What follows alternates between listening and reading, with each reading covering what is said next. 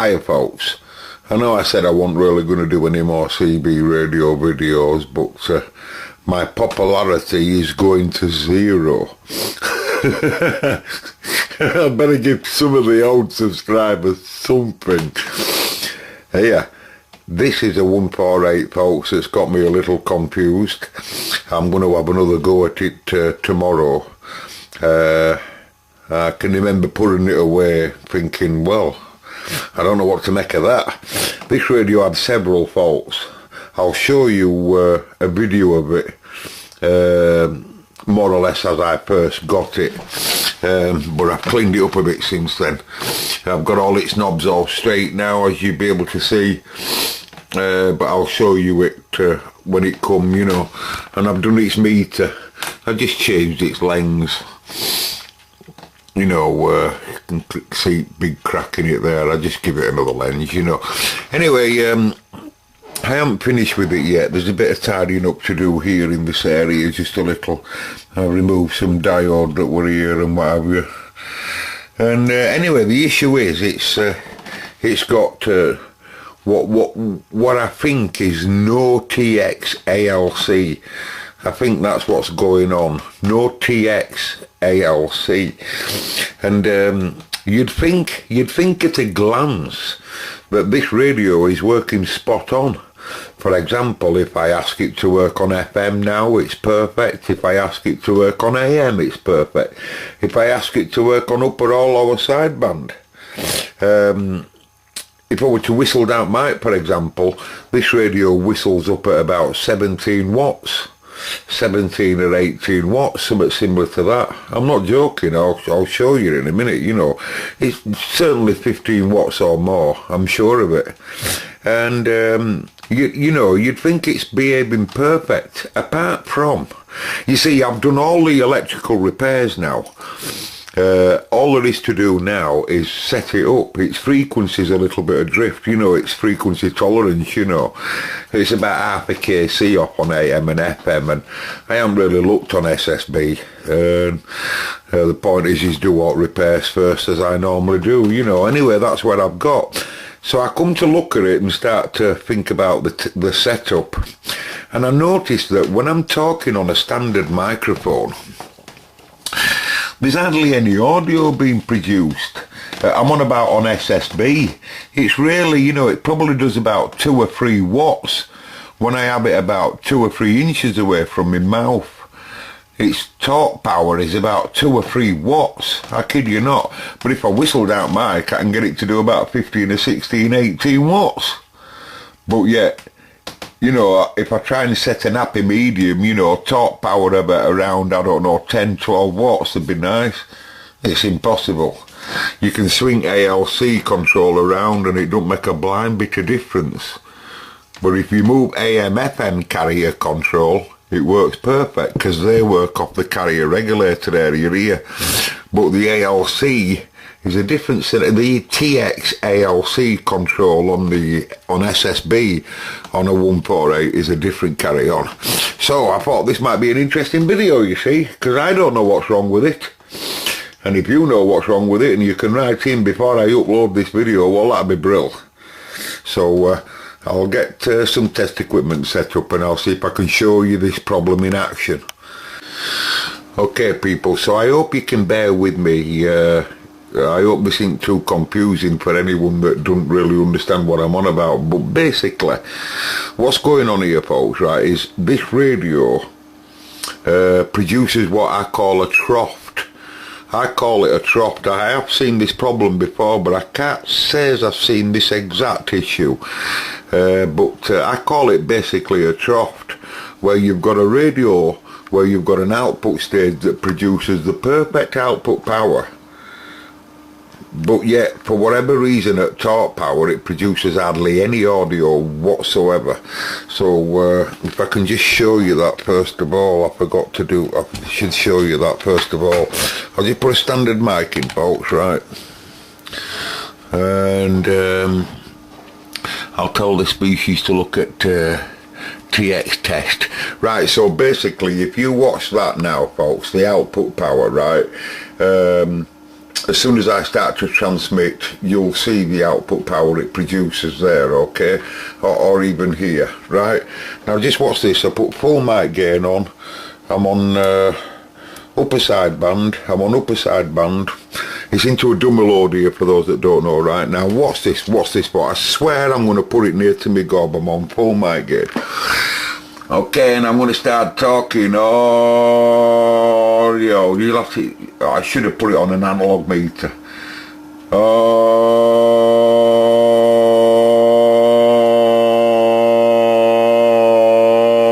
yo. You can see there I've got about 7 watts, but if you look at my talk power, I'm talking now. Can you see that? And that scale is set. It's in watts.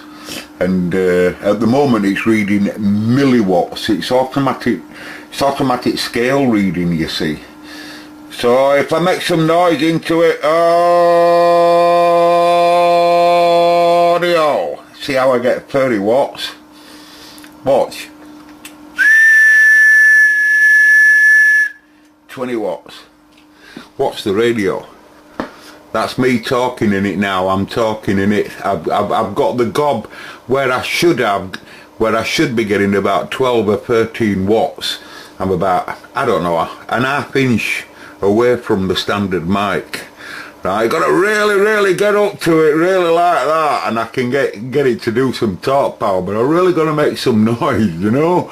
And its average power is really, you know, like I say, I'm talking in it now. 1, 2, 3, and you can see it's still on its millivolt scale. It should have easily gone over to watts by now. So let me put a tone into it and show you what's going on a bit more accurate. I should have just kept camera rolling because I'm set up for it. Okay, this lead, folks, it's just a TX switch. And this screen cable is carrying audio from the generator there, okay? So if I just plug, turn TX off, if I just plug Beverly in there, turn the mic gain up full here, mic gain's on full, radio's in TX, in receive, but it's on same mode, upper sideband. Now then, I've got the audio generator inside this machine, set at 1 kilotone, 1K tone, but I've got it reading 0, so I've got the output level at nothing. So in other words, it's going to produce a tone when I tell it to, but at the moment when I first turn it on, it's going to produce no tone.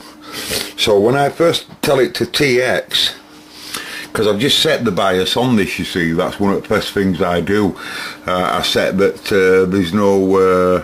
there's no carrier being produced on my scope, you know. As soon as there's no carrier being produced, then I do bias, and then I go on then to do a setup, and that's when I notice this problem. Right, so I've got no microphone connected, as you can see. I'm in TX mode now, and theoretically I'm in what they call TX idle. That's where the TX strip's turned on, biased up, waiting for some RF input from pre-driver here, but he won't make out until AF stages start to make some audio. So that's why we see as TX power sat at virtually nothing there, just hovering around, you know, 0. So now what I'm going to do is I'm now going to start to give the audio stage from the generator here. I'm going to start telling it to produce some audio output that will come out of this black lead, and it'll start producing a louder and louder tone. At the moment it's at off nothing into mic, so it's just like you whistling into mic, but bit by bit as I start turning it up. So I'll start turning it up now and giving it some audio, and as I start turning it up, the amplifier will start producing some RF. So you can see there it's producing RF power of about, I don't know, half a watt, 1 watt. I keep putting my input in. You can see it, my scale's now gone to wattage scale, CW. Right, I'm putting 6 millivolt in, and I'm getting 3 watts out. Now I'm in SSB mode, so I'll keep it going up until I get to 12 watts. Right, Well, I'll just keep going up and watch how much output it produces. You watch. Proving that the output stage is really, really healthy. Just look at that.